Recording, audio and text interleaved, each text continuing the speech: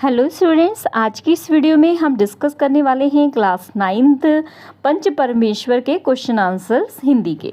तो चलिए शुरू करते हैं। तो सबसे पहले निम्नलिखित प्रश्नों के उत्तर आपको एक या दो पंक्तियों में मतलब एक या दो लाइन में देना है।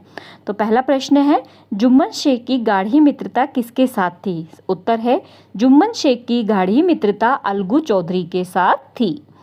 अगला प्रश्न है, रजिस्ट्री के बाद जुम्मन का व्यवहार खाला के प्रति कैसा हो गया था? उत्तर है रजिस्ट्री के बाद जुम्मन का व्यवहार खाला के प्रति अत्यंत निष्ठुर हो गया था। वह खाला का तनिक भी ध्यान नहीं रखता था। अत्यंत निष्ठुर मीन्स बहुत खराब होना, ठीक है, और उनका ध्यान बिल्कुल भी नहीं रखता था। अगला प्रश्न है, खाला ने जुम्मन को क्या धमकी दी? खाला ने जुम्मन को पंचायत में जाने की धमकी दी। अगला प्रश्न है, बूढ़ी खाला ने पंच किसको बनाया था? उत्तर है बूढ़ी खाला ने पंच अलगू चौधरी को बनाया था। अलगू चौधरी कौन था? जुम्मन का जो है दोस्त था। नेक्स्ट प्रश्न नंबर 5 है, अलगू के पंच बनने पर जुम्मन को किस बात का विश्वास था? उत्तर है अलगू के पंच बनने पर जुम्मन को पूर्ण विश्वास था कि फैसला उसी के पक्ष में आएगा, क्योंकि अलगू जुम्मन एक दूसरे के दोस्त से मित्र थे, है ना, तो उसको लगा कि फैसला मेरे ही पक्ष में आएगा। अलगू ने अपना फैसला किसके पक्ष में दिया? अलगू ने अपना फैसला बूढ़ी मौसी के पक्ष में दिया। अगला प्रश्न है, एक बैल के मर जाने पर अलगू ने दूसरे बैल का क्या किया? एक बैल के मर जाने पर अलगू ने दूसरे बैल को बेच दिया। अगला प्रश्न है, समझू साहू ने बैल का कितना दाम चुकाने का वादा किया? उत्तर है समझू साहू ने बैल का दाम 150 रुपये चुकाने का वादा किया। प्रश्न नंबर 9, पंच परमेश्वर की जय जयकार किस लिए हो रही थी? पंच परमेश्वर की जय जयकार इसलिए हो रही थी क्योंकि अलगू चौधरी ने निष्पक्ष रूप से फैसला सुनाया। निष्पक्ष मीन्स किसी का भेदभाव नहीं किया कि वो मेरा मित्र है तो उसके पक्ष में सुनाऊं और दूसरे के पक्ष में ना बोलूं। उसने निष्पक्ष मतलब जो सही था वही उसने फैसला सुनाया। अगला प्रश्न 3 से 4 पंक्तियों में देना है, मतलब ये आपके शॉर्ट प्रश्न हैं। प्रश्न नंबर 1, जुम्मन और उसकी पत्नी द्वारा खाला की खातिरदारी करने का क्या कारण था? जुम्मन और उसकी पत्नी इसलिए खाला की खातिरदारी कर रहे थे क्योंकि खाला के पास कुछ जायदाद थी। वे दोनों उस जायदाद को पाना चाहते थे। खाला का निकट संबंधी कोई भी नहीं था। खाला की सेवा करके तथा उसे अपना प्यार दिखाकर जुम्मन और उसकी पत्नी खाला की सारे धन संपत्ति को अपने नाम करवा लेना चाहते थे। मतलब वो उसकी सेवा करते रहते थे क्योंकि उनको पता था उसके पास पैसा बहुत है ना, और जो भी उसके पास है और उसका कोई रिश्तेदार भी नहीं था तो सोचते थे इसकी सेवा करेंगे और फिर ये हमें समझने लगे कि बहुत अच्छे हैं हम और हमारे नाम जो है सारा अपना धन संपत्ति कर देंगी। अगला प्रश्न है, बूढ़ी खाला ने पंचों से क्या विनती की? खाला ने बड़े विनम्र भाव से पंचों से कहा कि 3 वर्ष पहले उसने अपनी सारी जायदाद अपने भांजे जुम्मन के नाम लिख दी थी। इसके बदले जुम्मन ने उम्र भर उसे रोटी कपड़ा देने का वादा किया था। साल भर किसी तरह रो धोकर दिन बीत गए हैं। अब जुम्मन के साथ नहीं रहा जाता क्योंकि न वह पेट भरकर भोजन देता है और न ही तन ढकने को कपड़ा देता है। मैं विधवा कचहरी नहीं जा सकती। मुझे आप पंचों के फैसले पर पूर्ण विश्वास है। उन्होंने कहा कि ये साल तो जैसे तैसे मैंने इनको निकाल दिया, लेकिन उन्होंने मुझे रोटी कपड़ा देने का वादा किया था और ये लोग अब मुझे कोई रोटी कपड़ा भी अच्छे से नहीं दे रहे। मैं कोर्ट कचहरी जा नहीं सकती हूँ, इसलिए आप जो पंच लोग फैसला करोगे मैं वही मान लूँगी। ठीक है, ज़रूरी नहीं आप ऐसे कैसे ही उत्तर लिख के आओ पेपर में, जैसे मैं समझा रही हूँ आप उसके हिसाब से अपना उत्तर लिख सकते हो। अगला प्रश्न है, अलगू ने पंच बनने के झमेले से बचने के लिए बूढ़ी खाला से क्या कहा?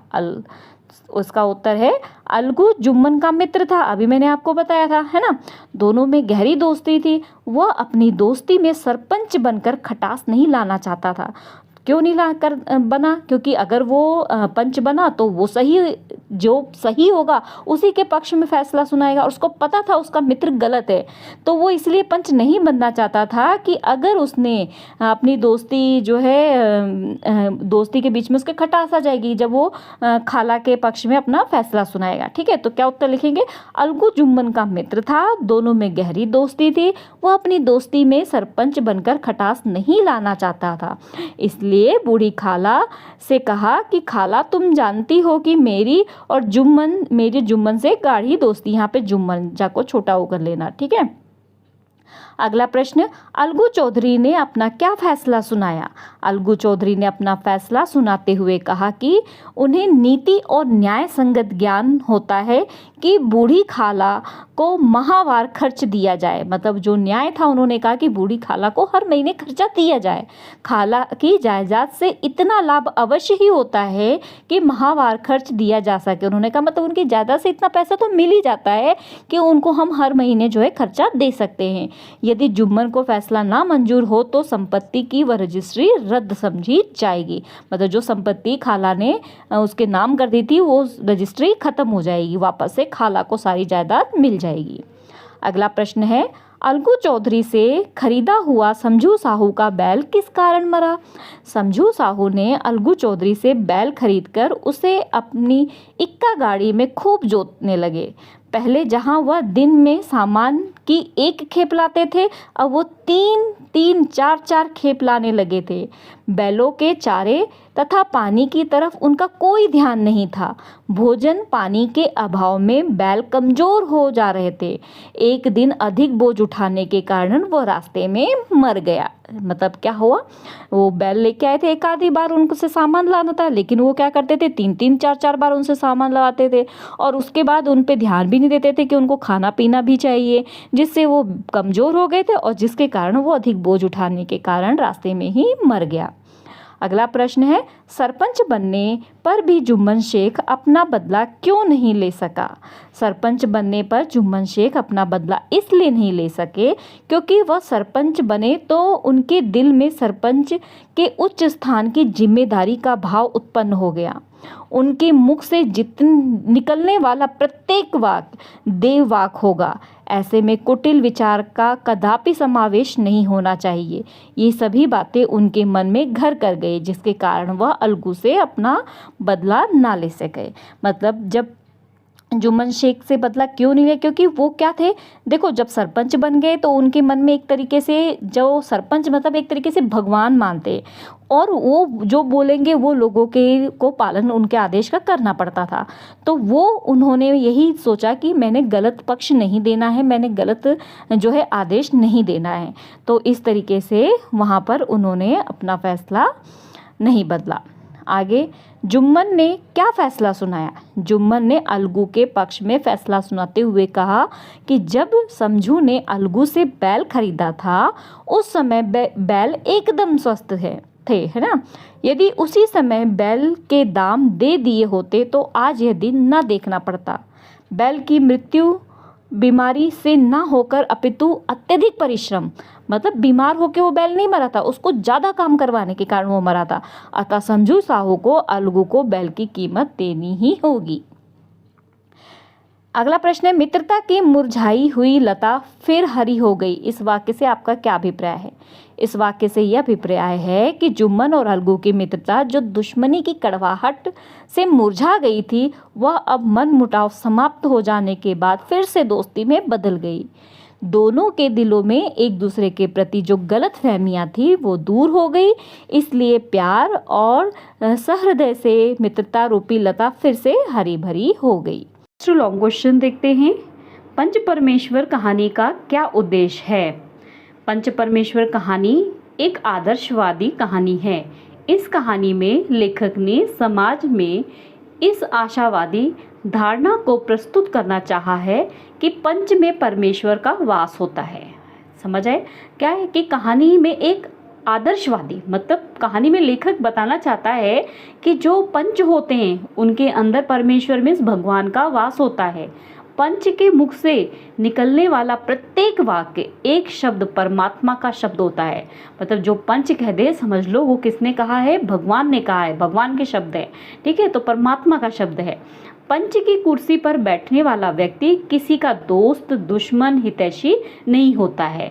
ना तो किसी का दोस्त होता है, ना ही उसका दुश्मन होता है, वह तो केवल न्याय हितैषी होता है। मतलब उसे सिर्फ न्याय ही करना होता है, उसे न्याय तथा अपने कर्तव्य पालन की चिंता रहती है। अतः स्पष्ट है कि कहानी हमें न्याय संगत होने तथा कभी भी स्वार्थी न बनकर निष्पक्ष भाव से रहने का निर्णय लेने को कहती है।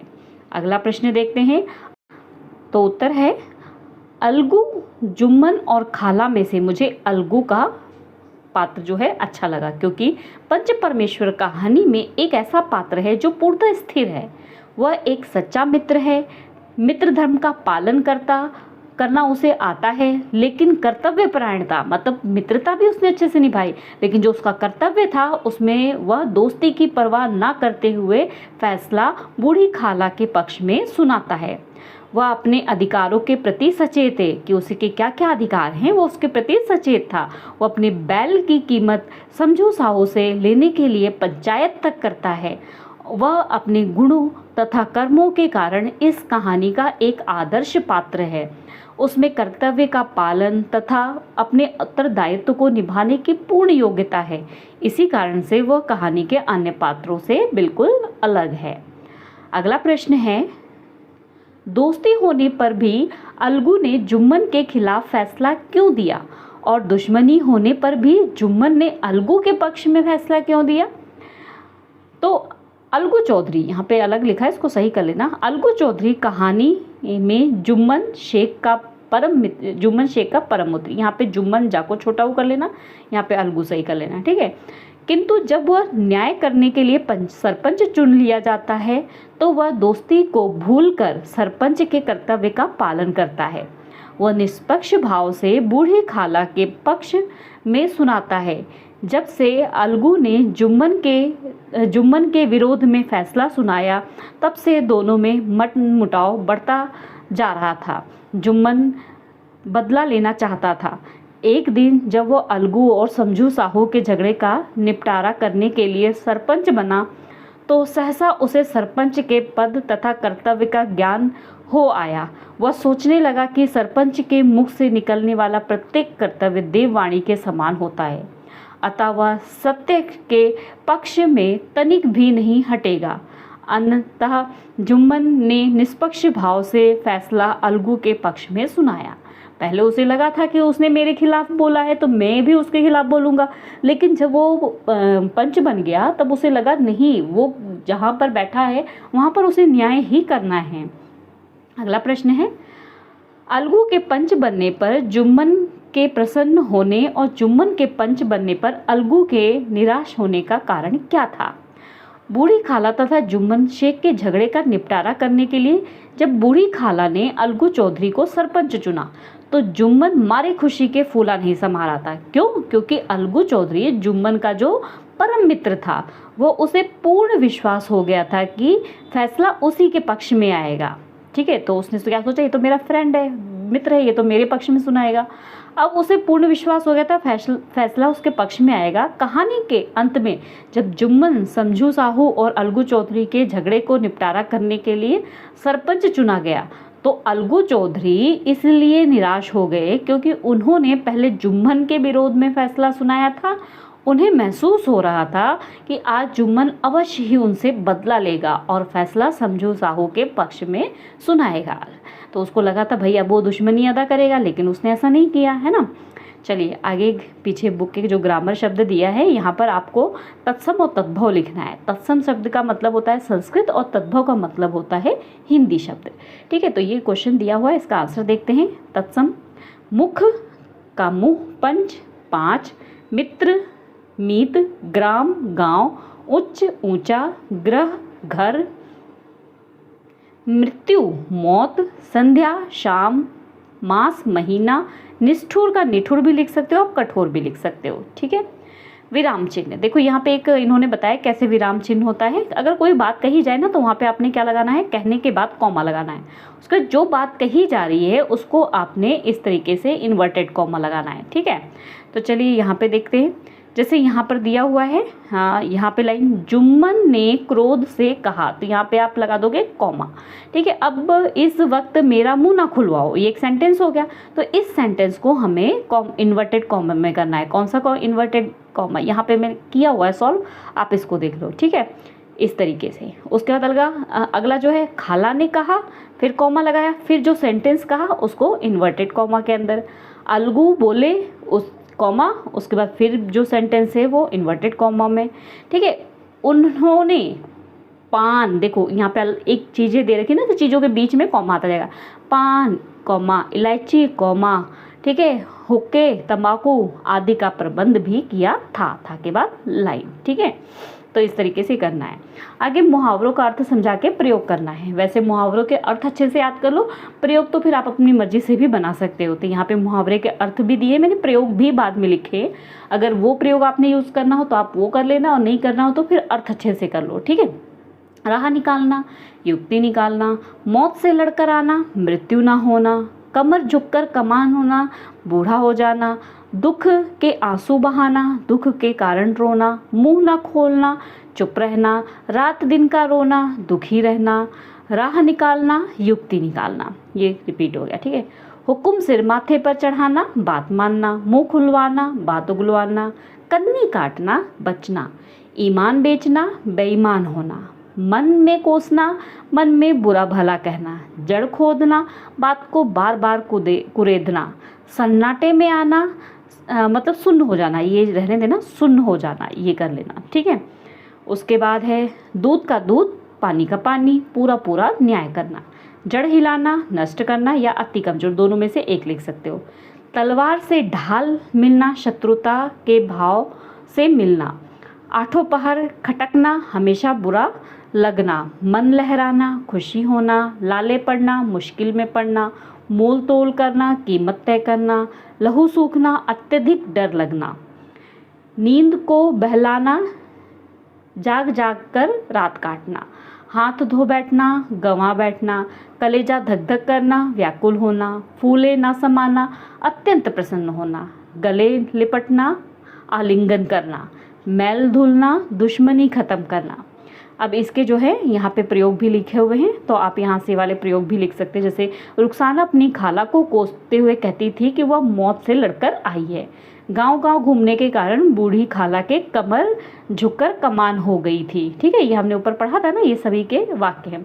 तो आप इसको या तो स्क्रीनशॉट लेके पढ़ लो, ठीक है, मैं यहाँ पे दिखा रही हूँ।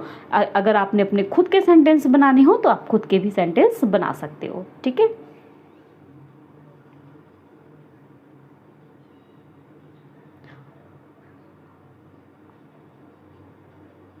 ओके स्टूडेंट्स, वीडियो हेल्पफुल लगे तो वीडियो को लाइक शेयर करना, चैनल पर नए हैं चैनल को सब्सक्राइब करना। मिलते हैं नेक्स्ट वीडियो में, बाय बाय।